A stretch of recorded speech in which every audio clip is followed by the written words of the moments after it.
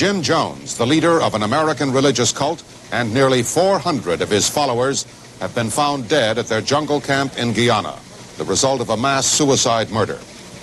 The bodies of Congressman Leo Ryan of California and 4 others killed in an ambush in Guyana are on the way back to the United States.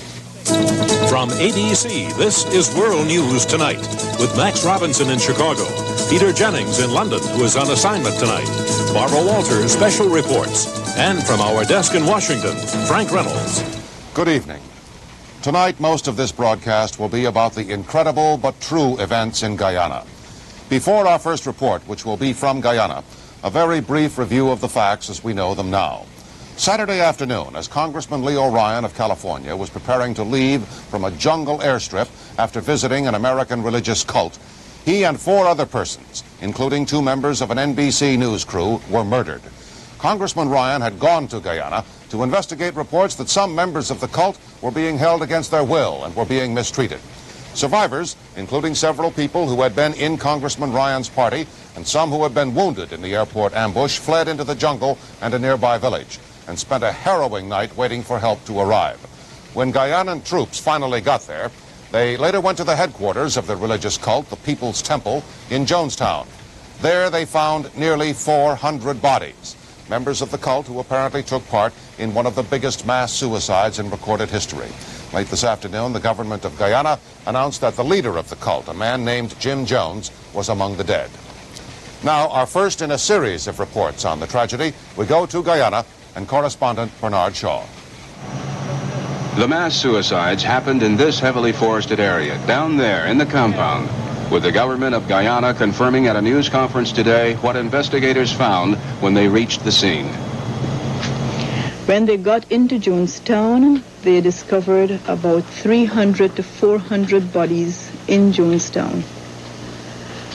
Some of the bodies have no visible sign of violence on them. Some, however, display marks of what appear to be gunshot wounds. American attorney Mark Lane survived what happened by hiding in the bushes after earlier sitting in on talks between the cult's leader Jim Jones and Congressman Leo Ryan. Lane saw heavily armed men and panicked. Did you know that? I said I didn't know. And then, by then they had reached, they had enough time to just about reach the auditorium at that time. And then we heard some more talk about the beauty of dying on the loudspeaker, but it was getting very, very faint. We were moving away from it. And then I heard Jim Jones say, "Mother, mother, mother, mother, mother, mother."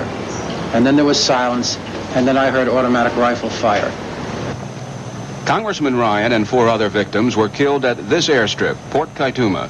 The government says all victims, including those wounded, have been accounted for. In the capital city of Georgetown, Congressman Ryan's body was the first in his group to be brought to this funeral home after what one official called the most extensive autopsies ever performed here. A U.S. Air Force plane is waiting to fly the bodies home. Outwardly, all seems calm.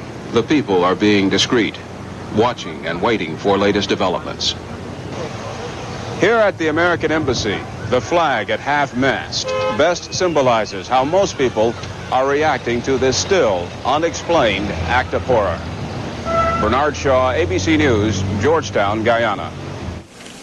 A witness in Guyana reports that many of those who died drank poison ladled from a large tub, while others were gunned down. Many relatives of the Americans at the Jonestown settlement in Guyana felt they had only one place to go today for information: the headquarters of the People's Temple cult in San Francisco. Irv Chapman